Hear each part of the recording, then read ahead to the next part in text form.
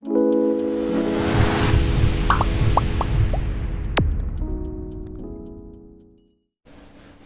বিষয় 2023 সালের দশম শ্রেণীর প্রথম পর্যায়ক্রমিক মূল্যায়নের ইতিহাসের প্রশ্ন এবং তার উত্তর। তোমাদের প্রথম পর্যায়ক্রমিক মূল্যায়ন অর্থাৎ ফার্স্ট ইউনিট টেস্ট আগামী 1 এপ্রিল থেকে 11 এপ্রিলের মধ্যে অনুষ্ঠিত হবে। এর আগে তোমাদের ফার্স্ট ইউনিট টেস্টের বাংলা এবং ভূগোলের চ্যাপ্টার ওয়াইজ প্রশ্ন এবং উত্তর করানো হয়ে গেছে। তোমরা যারা যারা দেখোনি তাই জন্য লিঙ্ক ডেসক্রিপশন বক্সে দেওয়া থাকবে, তোমরা সেখান থেকে দেখে নিতে পারো। তোমাদের ফার্স্ট ইউনিট টেস্টে পূর্ণমান থাকবে 40 এবং এর জন্য তোমরা সময় পাবে 1 ঘন্টা 15 মিনিট।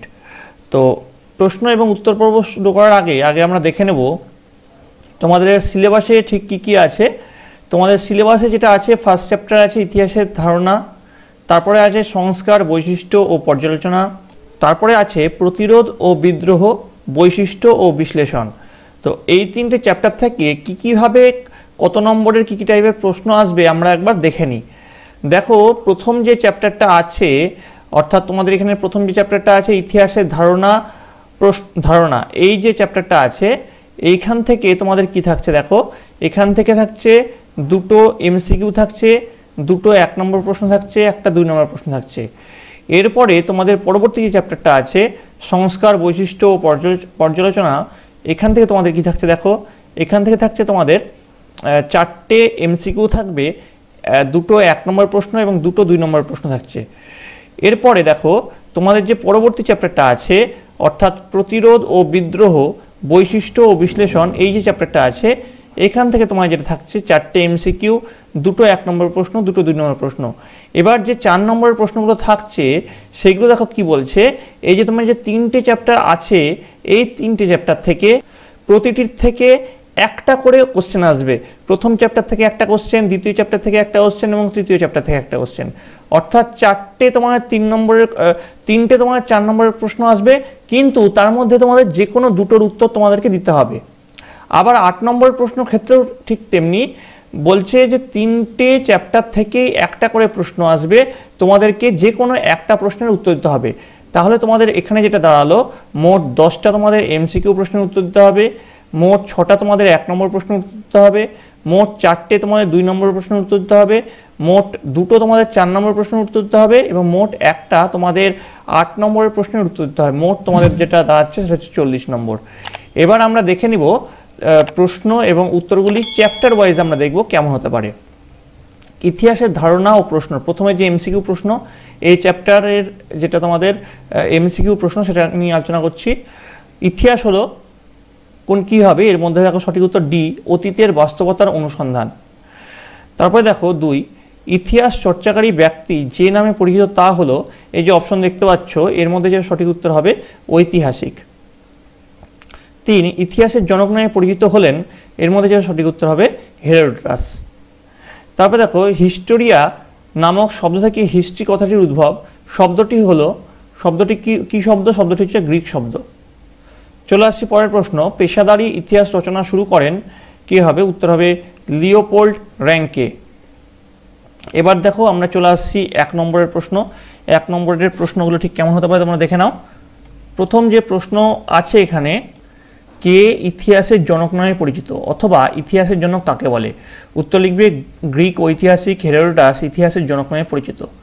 2, কে বিজ্ঞানসম্মত ইতিহাস চর্চার জনক নামে পরিচিত, উত্তর লিখবে গ্রিক ঐতিহাসিক থুকিডিডিস বিজ্ঞানসম্মত ইতিহাস চর্চার জনক নামে পরিচিত। 3 নম্বর, নিউ সায়েন্স 1725 খ্রিস্টাব্দে গ্রন্থটির রচয়িতা কে, উত্তর লিখবে ইতালির চিন্তাবিদ ভিকো নিউ সায়েন্স গ্রন্থটির রচয়িতা। 4 নম্বর প্রশ্ন, ইতিহাস চর্চায় পেশাদারি পর্বের সূচনা করেন কে, লিওপোল্ড ভন র্যাঙ্কে ইতিহাস চর্চায় পেশাদারি পর্বের সূচনা করেন। 5 নম্বর দেখো, দ্য অ্যানালস নামক পত্রিকা কবে প্রকাশিত হয়, উত্তর লিখবে দ্য অ্যানালস নামক পত্রিকাটি প্রকাশিত হয় 1929 খ্রিস্টাব্দে। এবার দেখো 2 নম্বরের কিছু গুরুত্বপূর্ণ প্রশ্নের দিকে আমরা চলে যাচ্ছি। তো দেখো 2 নম্বরের প্রথম প্রশ্ন কীরকম আসতে পারে, সামাজিক ইতিহাস বলতে কি বোঝায়, 2, নতুন সামাজিক ইতিহাসের প্রধান আলোচ্য বিষয়গুলি কী কী। আচ্ছা আমি বলি, এই যে তোমাদের যে প্রশ্নগুলো আছে 2 নম্বরে যে প্রশ্নগুলো বা পরবর্তী যে প্রশ্নগুলো থাকছে সেই প্রশ্নের উত্তরগুলি যদি তোমাদের দরকার হয় অবশ্যই তোমরা কমেন্টে জানাবে, আমি চ্যাপ্টার ওয়াইজ তোমাদের প্রশ্ন এবং উত্তর সহ নিয়ে চলে আসবো। 3 নম্বর দেখো, আধুনিক ইতিহাস চর্চা গুরুত্বপূর্ণ কেন। 4 নম্বর দেখো, নিম্নবর্গের ইতিহাস চর্চা বলতে কি বোঝো। 5 নম্বর দেখো নিম্নবর্গের ইতিহাস চর্চা বিষয়ক দুটি গ্রন্থের নাম লেখো। 6 নম্বর অ্যানাল স্কুল কি, অ্যানাল গোষ্ঠী কারা। 7 নম্বর দেখো খেলার ইতিহাস চর্চার গুরুত্ব কি। 8 নম্বর দেখো জাতীয়তাবাদের জাগরণে মোহনবাগান অ্যাথলেটিক ক্লাবের ভূমিকা কি ছিল। 9 নম্বর ইতিহাস চর্চার মাধ্যমে ভারতীয়দের খাদ্যাভ্যাসের মিশ্র সংস্কৃতি কিভাবে লক্ষ্য করা যায়। 10 হারাধন ময়রা কে ছিলেন, তিনি ইতিহাসে উল্লেখযোগ্য কেন। 11 নবীনচন্দ্র দাস কে ছিলেন। 12 আধুনিক বাংলা নাটকে অসামান্য অবদান রেখেছেন এমন কয়েকজন ব্যক্তির নাম করো। 13 প্রথম ভারতীয় চলচ্চিত্র কোনটি, এটি কার পরিচালনায় কবে মুক্তি পায়। 14 প্রথম বাংলা চলচ্চিত্র কোনটি, এটি কার পরিচালনায় কবে মুক্তি পায়। একই প্রশ্ন হয়ে গেল, যাই হোক একসঙ্গে হয়ে গেছে। 15 দেখো চলচ্চিত্র ইতিহাস চর্চার বিষয়ক কয়েকটি গ্রন্থের নাম উল্লেখ করো। 16 বাংলা চলচ্চিত্রের দুজন বিখ্যাত পরিচালকের নাম লেখো। 17 আধুনিক ইতিহাস চর্চার ক্ষেত্রে ফটোগ্রাফি বা আলোকচিত্র গুরুত্ব কী। 18 ভারতের রেলপথের প্রতিষ্ঠার কয়েকটি প্রভাব উল্লেখ করো। 19 আধুনিক বাংলায় দৃশ্যশিল্পের বিকাশে অবনীন্দ্রনাথ ঠাকুরের অবদান কী ছিল। 20 স্থানীয় ইতিহাস বলতে কী বোঝায়, এটি গুরুত্বপূর্ণ কেন। 21 পরিবেশের ইতিহাস চর্চার গুরুত্ব কী। 22 পরিবেশ রক্ষার দাবিতে ভারতে শুরু হওয়া দুটি আন্দোলনের নাম লেখো। 23 পরিবেশ ইতিহাস চর্চা বিষয়ে কয়েকটি গ্রন্থের নাম উল্লেখ করো। 24 নারী সমাজ ইতিহাস চর্চার ক্ষেত্রে গুরুত্বপূর্ণ দুটি গ্রন্থের নাম লেখো। 25 আধুনিক ইতিহাস চর্চা সংগঠনে সরকারি নথিপত্রের ভূমিকা কী। 26 আত্মজীবনী কিভাবে ইতিহাসের উপাদান হিসেবে ব্যবহৃত হতে পারে। 27 ইতিহাসের উপাদান রূপে সংবাদপত্রের ভূমিকা উল্লেখ করো। 28 বেঙ্গল গ্যাজেট কে কবে প্রকাশ করেন। 29 কোন সময়কে কেন বঙ্গদর্শনের যুগ বলা হয়। 30 নারী জাতির উন্নয়নের ক্ষেত্রে সোমপ্রকাশ পত্রিকার দুটি বিশেষ অবদান কী ছিল। 31 ইতিহাসের তথ্য সংগ্রহের ক্ষেত্রে ইন্টারনেটের সুবিধাগুলি কী কী। 32 আচ্ছা এই দুটো একই প্রশ্ন, এটা হচ্ছে অসুবিধাগুলি কী কী। ইতিহাসের তথ্য সংগ্রহের ক্ষেত্রে ইন্টারনেটের অসুবিধাগুলি কী কী, সুবিধা অসুবিধা। তো এই ছিল তোমাদের যে প্রশ্নগুলো, সেই 2 নম্বরের প্রশ্ন। এই প্রশ্নগুলি আশা করি তোমরা সকলে করলে এর মধ্যে থেকে অনেকটাই কমন পাবে এবং তোমাদের বইটা তো অবশ্যই খুঁটিয়ে পড়ছো। এরপর আমরা চলে আসছি 4 নম্বরের প্রশ্ন, যেটা কিনা প্রত্যেকটা চ্যাপ্টার থেকে একটা করে থাকছে, তার মধ্যে যে কোনো দুটো প্রশ্নে তোমাদেরকে উত্তর করতে হবে। প্রথমে দেখো প্রথম প্রশ্ন আধুনিক ইতিহাস চর্চার বৈচিত্র্য সম্পর্কে আলোচনা করো। পরের প্রশ্ন খাদ্যাভ্যাসের ইতিহাস চর্চার গুরুত্ব কী। 3 নম্বর যানবাহন ও যোগাযোগ ব্যবস্থার ইতিহাস চর্চার গুরুত্ব কী। 4 দৃশ্যশিল্পের ইতিহাসকে কেন নিরপেক্ষ উপাদান বলে ধরা হয়। এই ইতিহাস চর্চা কিভাবে আধুনিক ইতিহাস সমৃদ্ধ করে। 5 নম্বর দেখো ভারতের বিজ্ঞান ও প্রযুক্তি এবং চিকিৎসাবিদ্যা চর্চার ইতিহাস সম্পর্কে টিকা লেখো। 6 নম্বর দেখো নারী ইতিহাস সম্পর্কে কী জানো ব্যাখ্যা করো। এবার দেখো চলে আসছি 8 নম্বরের প্রশ্ন, যেটা প্রত্যেকটা চ্যাপ্টার থেকে একটা করে থাকছে, তোমাদেরকে করতে হবে যে কোনো একটা। প্রথম প্রশ্ন বিপিনচন্দ্র পালের আত্মজীবনী 70 বছর কেন ইতিহাসের উপাদানরূপে গুরুত্বপূর্ণ। 2 নম্বর রবীন্দ্রনাথ ঠাকুরের আত্মজীবনী জীবনস্মৃতি থেকে ইতিহাসের কোন উপাদান পাওয়া যায়। 3 সরলা দেবী চৌধুরানী জীবনের ঝরাপাতা থেকে আমরা কোন ঐতিহাসিক তথ্য পেতে পারি। 4 ইতিহাসের উপাদান হিসাবে কন্যা ইন্দিরা গান্ধীকে লেখা পিতা জওহরলাল নেহরুর চিঠির গুরুত্ব কী। 5 ইতিহাসের উপাদান রূপে বঙ্গদর্শন এবং সোমপ্রকাশ পত্রিকা দুটির মূল্যায়ন করো। 6 সংবাদপত্র এবং সাময়িক পত্রের মধ্যে পার্থক্য কী। 7 ইতিহাসের তথ্য সংগ্রহে ইন্টারনেটের ব্যবহারের সুবিধা ও অসুবিধাগুলি কী কী। তো তোমাদের প্রথম যে চ্যাপ্টার সেটা কিন্তু শেষ হলো। এবার আমরা চলে আসবো দ্বিতীয় চ্যাপ্টার। দ্বিতীয় চ্যাপ্টার হচ্ছে সংস্কার, বৈশিষ্ট্য ও পর্যালোচনা। তো প্রথমে চলে আসছি এর এমসিকিউ প্রশ্নে। এমসিকিউ প্রশ্নের প্রথম প্রশ্ন ভারতের প্রথম সংবাদপত্র হলো, উত্তর লিখবে বেঙ্গল গ্যাজেট। তারপরে বঙ্কিমচন্দ্র চট্টোপাধ্যায় সম্পাদিত বঙ্গদর্শন পত্রিকাটি ছিল মাসিক পত্রিকা। ভারতের প্রথম জাতীয় পত্রিকাটি হলো কি, উত্তর হবে হিন্দু প্যাট্রিয়ট। 4 নম্বর ভারতের প্রথম বাঙালি সংবাদপত্র প্রকাশক ছিলেন, উত্তর লিখবে বি গঙ্গা কিশোর ভট্টাচার্য। 5 নম্বর সোমপ্রকাশ নামক সংবাদপত্র প্রথম প্রকাশিত হয়, এটা কত খ্রিস্টাব্দে, এটা হবে 1858 খ্রিস্টাব্দে। এবার চলে আসছি পরবর্তী প্রশ্ন। পরবর্তী যে এখানে এমসিকিউগুলো শেষ হলো, এবার আমরা চলে আসছি 1 নম্বরের প্রশ্ন। এই চ্যাপ্টারে 1 নম্বরের প্রশ্ন কেমন আসতে পারে। বাংলা ভাষার প্রথম সাময়িক পত্রিকা কোনটি, উত্তর লিখবে বাংলা ভাষার প্রথম সাময়িক পত্রিকা সমাচার দর্পণ। 2 নম্বর বেঙ্গল গেজেট কি জন্য বিখ্যাত? উত্তর লিখবে গঙ্গা কিশোর ভট্টাচার্যের সম্পাদনায় এটি ছিল বাংলা ভাষায় বাঙালি পরিচালিত প্রথম সংবাদপত্র। তারপরে চলে আসছে 3 নম্বর প্রশ্ন, সংবাদ প্রভাকর পত্রিকার সম্পাদক কে ছিলেন? উত্তর লিখবে ঈশ্বরচন্দ্র গুপ্ত সংবাদ প্রভাকর পত্রিকার সম্পাদক ছিলেন। 4 সমাচার চন্দ্রিকা কাদের মুখপত্র ছিল? উত্তর লিখবে সমাচার চন্দ্রিকা রক্ষণশীল হিন্দুদের মুখপত্র ছিল। 5 নম্বর বামা বোধিনী পত্রিকা কবে প্রকাশিত হয়? উত্তর লিখবে বামা বোধিনী পত্রিকা প্রকাশিত হয় 1863 খ্রিস্টাব্দে। এবার দেখো আমরা 2 নম্বরের গুরুত্বপূর্ণ প্রশ্ন উত্তরে চলে আসছি। আবারও বলছি, এই প্রশ্নের উত্তরগুলি যদি তোমার দরকার হয় তোমরা কমেন্টে অবশ্যই জানাবে, আমি তোমাদের চ্যাপ্টার ওয়াইজ প্রশ্ন এবং উত্তরগুলো নিয়ে চলে আসবো। প্রথম যে প্রশ্ন 2 নম্বরের, 19 শতককে বাংলার প্রগতির যুগ বলা হয় কেন? 2 19 শতকের কয়েকটি উল্লেখযোগ্য বাংলা সাময়িক পত্রের নাম লেখো। 3 19 শতকের কয়েকটি উল্লেখযোগ্য বাংলা সংবাদপত্রের নাম লেখো। 4 বামা বোধিনী সভার 2টি উদ্দেশ্য লেখো। 5 হিন্দু প্যাট্রিয়ট পত্রিকার প্রকাশের কী উদ্দেশ্য ছিল? 6 সাঁওতাল বিদ্রোহের প্রতি হিন্দু প্যাট্রিয়ট পত্রিকার কী মনোভাব ছিল? 7 গ্রাম বার্তা প্রকাশিকা পত্রিকার কী কী বিষয় নিয়ে আলোচনা প্রকাশিত হতো? 8 কে কবে হুতম পেঁচার নকশা গ্রন্থটি প্রকাশ করেন? এই গ্রন্থের সমাচিত্রটি কেমন? 9 কে কবে নীলদর্পণ নাটক রচনা করেন? নাটকটির গুরুত্ব কী? 10 দেশীয় শিক্ষাচর্চার উদ্দেশ্যে ব্রিটিশদের দ্বারা প্রতিষ্ঠিত কয়েকটি কেন্দ্রসমূহের নাম লেখো। 11 এশিয়াটিক সোসাইটির প্রতিষ্ঠার উদ্দেশ্য কী? 12 ইভ্যাঞ্জেলিস্ট কাদের বলা হয়? 13 প্রাচ্যবাদী ও পাশ্চাত্যবাদী দ্বন্দ্ব কী? 14 সনদ আইনের 2টি গুরুত্ব উল্লেখ করো। 15 চুইয়ে পড়া নীতি বলতে কী বোঝায়? 16 মেকলে প্রস্তাব কী? তার মধ্যে কিন্তু এই 15 এবং 16 এই দুটো কিন্তু খুব ইম্পর্টেন্ট। 17 চার্লস উডের নির্দেশনামাতে উল্লিখিত 2টি সুপারিশ আলোচনা করো। 18 চার্লস উডের নির্দেশনামাকে ম্যাগনা কার্টা বলা হয় কেন? এটাও কিন্তু খুব ইম্পর্টেন্ট। 19 কোন কোন বাঙালি মনীষী এদেশে ইংরেজি শিক্ষা প্রসারে উল্লেখযোগ্য ভূমিকা পালন করে? 20 শ্রীরামপুর ত্রয়ী নামে কারা পরিচিত? 21 কে কবে হিন্দু কলেজ প্রতিষ্ঠা করেন? 22 কে কেন ক্যালকাটা স্কুল বুক সোসাইটি প্রতিষ্ঠা করেন? 23 কাকে বাংলার আধুনিক গদ্য সাহিত্যের জনক বলা হয়? 24 কে কবে বিধবা বিবাহ আইন পাশ করেন? 25 রাজা রামমোহন রায়ের পাশ্চাত্য শিক্ষার প্রসারের উদ্দেশ্য কী ছিল? 26 কে কবে কী উদ্দেশ্যে বেদান্ত কলেজ প্রতিষ্ঠা করেন? 27 মধুসূদন গুপ্ত স্মরণীয় কেন?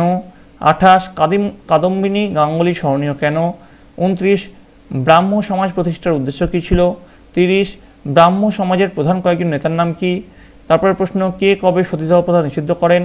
তারপরের প্রশ্ন 3 আইন কি? পরের প্রশ্ন স্বামী বিবেকানন্দের নব্য বেদান্তবাদ কি? 34 বিজয়কৃষ্ণ গোস্বামী স্মরণীয় কেন? 35 শ্রীরামকৃষ্ণের সর্বধর্ম সমন্বয়ের আদর্শ কীরকম ছিল? 36 বাংলার নবজাগরণ বলতে কী বোঝায়? 37 নব্যবঙ্গ আন্দোলন বলতে কী বোঝো? পরের প্রশ্ন 38 ইতালির রেনেসার সঙ্গে বাংলার নবজাগরণের 2টি সাদৃশ্য লেখো। তো এই গেল আমাদের 2 নম্বর প্রশ্ন। এবার চলে আসছি আমাদের 4 নম্বরের যে প্রশ্ন আসতে পারে সেইগুলোর দিকে।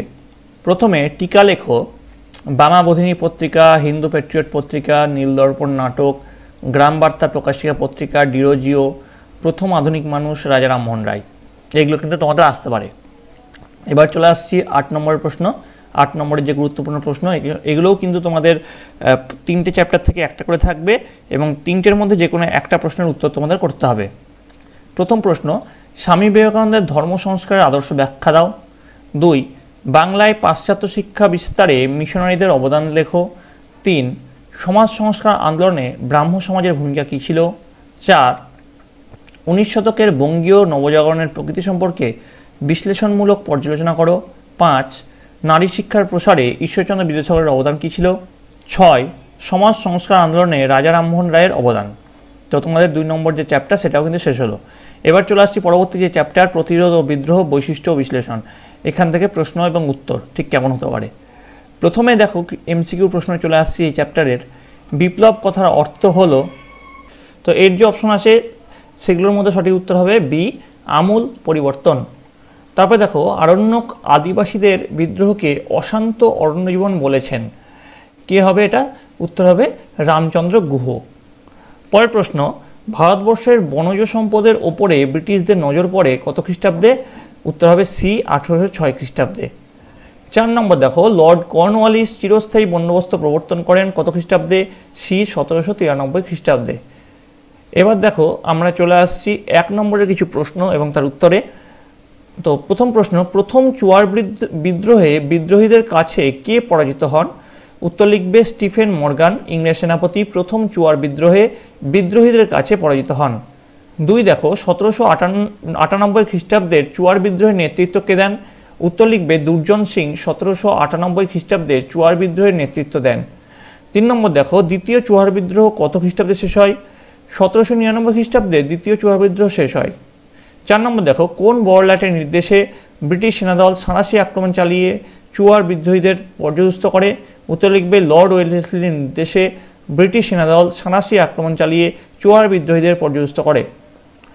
পরের প্রশ্ন, আতঙ্কের পরিবেশ সৃষ্টি করার জন্য চুয়ার বিদ্রোহী নেতাদের কী করা হয়েছিল? উত্তর লিখবে আতঙ্কের পরিবেশ সৃষ্টি করার জন্য চুয়ার বিদ্রোহীদের ফাঁসি দেওয়া এবং তাদের ঘাঁটিগুলিতে অগ্নিসংযোগ করা হয়েছিল। এবার দেখো 2 নম্বরের কিছু গুরুত্বপূর্ণ প্রশ্ন। এই প্রশ্নের উত্তরগুলো আমি আবারও বলছি, যে যদি তোমার দরকার হয় অবশ্যই কমেন্টে জানাবে। আমি কিন্তু তোমার জন্য চ্যাপ্টার ওয়াইজ প্রশ্ন এবং উত্তর নিয়ে আসব। প্রথম প্রশ্ন, ব্রিটিশ সরকার অরণ্য আইনের দ্বারা কী পদক্ষেপ নেয়? 2 ডিয়েট্রিক ব্র্যান্ডিস কে ছিলেন? 3 উপনিবেশিক অরণ্য আইনের উদ্দেশ্য কী ছিল? 4 ঔপনিবেশিক অরণ্য আইন এর বিরুদ্ধে সংগঠিত বিদ্রোহের প্রধান বৈশিষ্ট্য কী ছিল? 5 রংপুর বিদ্রোহের 2টি কারণ উল্লেখ করো। 6 চুয়ার কারা ছিল? কোন বিদ্রোহ চুয়ার বিদ্রোহ নামে পরিচিত? 7 চুয়ার বিদ্রোহের ফলাফল কী ছিল? 8 কোল বিদ্রোহের কারণ কী ছিল? 9 কোল বিদ্রোহের ফল কী হয়েছিল? 10 দামিনী কোহ কি? 11 সাঁওতাল বিদ্রোহের কারণ কী ছিল? 12 সাঁওতাল বিদ্রোহের গুরুত্ব কী ছিল? 13 কেনারাম ও বেচারাম কি? 14 দিকু কাদের বলা হতো? 15 মুন্ডা উলগুলান কি? 16 খুদকাঠি প্রথা কাকে বলে? এই প্রথা কাদের মধ্যে লক্ষ্য করা যায়? 17 মুন্ডা বিদ্রোহের কারণ কী ছিল? 18 রংপুর বিদ্রোহ কবে কাদের মধ্যে হয়? 19 ডিং খরচা কাদের বলে? 20 সন্ন্যাসী ফকির বিদ্রোহ কবে কোথায় হয়? এই বিদ্রোহের কয়েকজন নেতার নাম লেখো। 21 সন্ন্যাসী ফকির বিদ্রোহের গুরুত্ব কী ছিল? 22 ওয়াহাবি কাদের বলা হয়? ওয়াহাবি আন্দোলনের আসল নাম কি? 23 তারিকা ই মোহাম্মদিয়া এর গুরুত্ব কী? 24 তিতুমির কেন বিখ্যাত ছিল? 25 বাংলায় ওয়াহাবি আন্দোলনের গুরুত্ব কী ছিল? 26 ফরাজি কথাটির অর্থ কী? ফরাজি আন্দোলনের লক্ষ্য কী ছিল? 27 দুদুমিয়া স্মরণীয় কেন? 28 ফরাজি আন্দোলনকে কি ধর্মীয় পুনর্জাগরণের আন্দোলন বলা চলে? 29 নীল বিদ্রোহে হরিশ্চন্দ্র মুখোপাধ্যায়ের ভূমিকা কীরূপ ছিল? 30 অষ্টম আইন কি? 31 নীল বিদ্রোহকে কেন ধর্মনিরপেক্ষ আন্দোলন গণ আন্দোলন বলা হয়? 23 কারা পাগলপন্থী নামে পরিচিত ছিলেন? তো এরপরে চলে আসছি 4 নম্বরের প্রশ্ন। এগুলো কিন্তু প্রতি চ্যাপ্টার থেকে একটা করে থাকবে, তোমার যে কোনো 2টো প্রশ্নের উত্তর দিতে হবে। টিকা লেখো নীল বিদ্রোহ ও ওয়াহাবি আন্দোলন তারিকি মোহাম্মদিয়া। এবার আসছে ব্যাখ্যামূলক প্রশ্ন, অর্থাৎ 8 নম্বরের প্রশ্ন। এগুলোও কিন্তু প্রত্যেকটা চ্যাপ্টার থেকে একটা করে থাকবে, তোমাদের যে কোনো একটা প্রশ্নের উত্তর দিতে হবে। প্রথম প্রশ্ন, ভারতের সাঁওতাল বিদ্রোহের কারণ ও গুরুত্ব আলোচনা করো। বাংলাদেশের ওয়াহাবি আন্দোলন এবং তার চরিত্র বিশ্লেষণ করো। 3 নীল বিদ্রোহের প্রতীক বুদ্ধিজীবী সমাজের প্রতিক্রিয়া কীভাবে প্রকাশ পায়? তো এই ছিল তোমাদের 10ম শ্রেণীর প্রথম পর্যায়ক্রমিক মূল্যায়নের চ্যাপ্টার ওয়াইজ ইতিহাসের প্রশ্ন এবং উত্তর। যেই প্রশ্নগুলোর উত্তর এখানে পাওয়া গেল না, সেই প্রশ্নের উত্তর যদি তোমার চ্যাপ্টার ওয়াইজ দরকার হয় অবশ্যই তোমরা কমেন্টে জানাবে। আমি তোমাদের জন্য চ্যাপ্টার ওয়াইজ প্রশ্ন উত্তর নিয়ে আসবো। তোমাদের এই ভিডিওটা যদি ভালো লেগে থাকে অবশ্যই লাইক করবে, বন্ধুদের কাছে অনেক অনেক শেয়ার করবে। তোমরা এই প্রশ্নগুলি সবটা প্র্যাকটিস করো এবং তোমরা বইটা খুঁটিয়ে করো। আশা করি তোমাদের পরীক্ষায় 100% সাফল্য নিশ্চিত। অবশ্যই বইটা পড়ে কিন্তু এই প্রশ্নগুলো সবকটার উত্তর তোমরা কিন্তু খাতায় অবশ্যই করে নেবে। তোমরা সকলে ভালো করে পরীক্ষা দিবে। তোমরা সকলে ভালো থাকো, তোমরা সকলে সুস্থ থাকো।